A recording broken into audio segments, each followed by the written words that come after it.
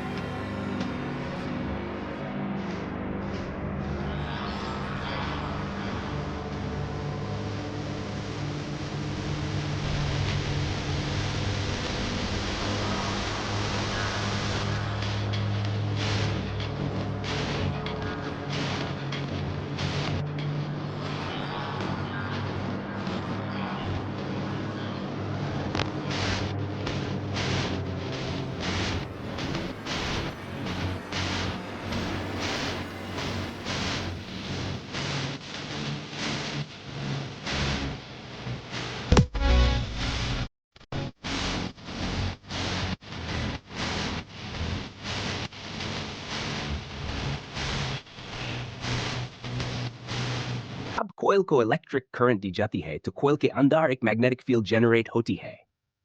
इस magnetic field की वजह से moving iron core, fixed iron core की तरफ खींचकर चला आता है। जैसे moving core move करता है, उसके साथ लगे हुए copper contacts भी move होते हैं और main contacts की incoming और outgoing supply आपस में connect हो जाती है। इस तरह load को electric supply मिल जाती है।